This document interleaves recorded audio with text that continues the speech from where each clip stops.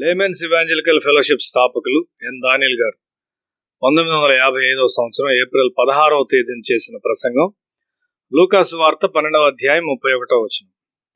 మీరైతే ఆయన రాజ్యమును వెదకుడి, దానితో కూడా ఇవి మీకు అనుగ్రహింపబడును.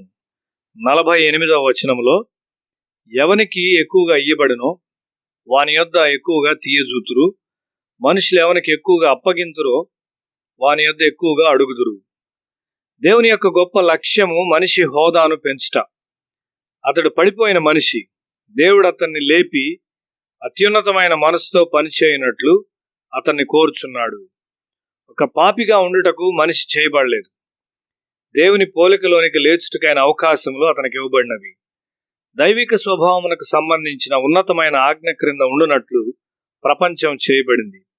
దైవాత్మ ద్వారా మానవుని ఆత్మ ప్రభావితం చేయబడి ఆత్మ అతని మానసిక సామర్థ్యమును నడిపించవలసి ఉన్నది.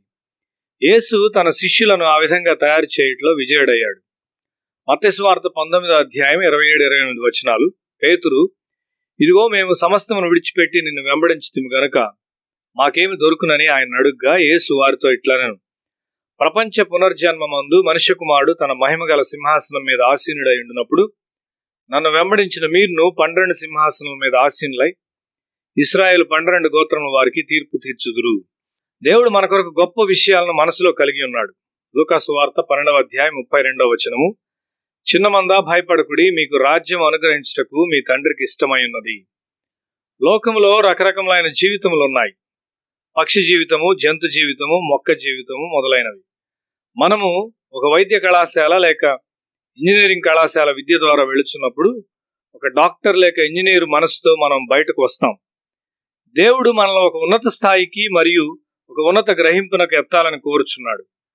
భయంతో నిండిన మనస్సు పోవును, అయితే శక్తి మరియు అధికారం అనే ఒక ఉన్నతమైన గ్రహింపు మనకు వచ్చును.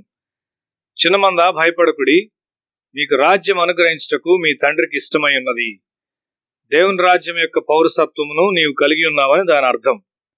ఒక రాజకుటుంబ సభ్యునికి మరియు ఒక సామాన్య మనిషికి మధ్య తేడా ఏంటి? అది ఒక రాజ్యము మరియు ఒక రాజ కుటుంబమునకైన గ్రహింపు.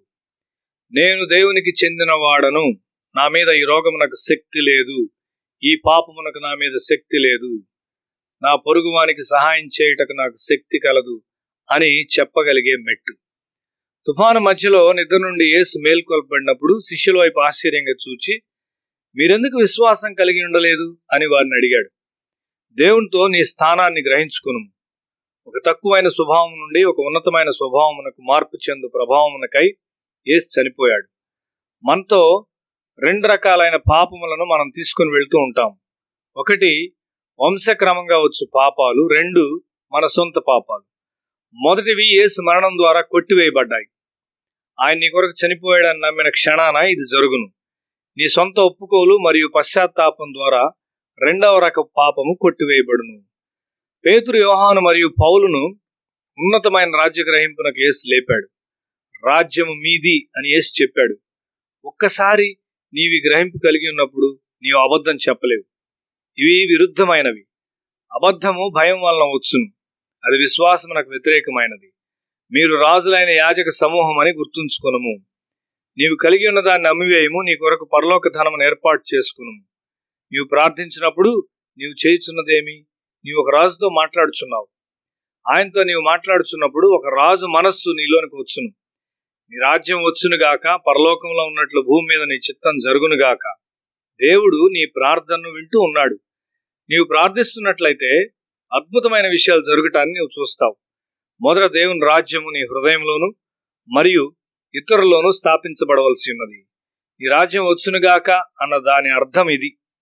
తక్కువ స్వభావమును నీవెంత మాత్రము కోరుకొనవు.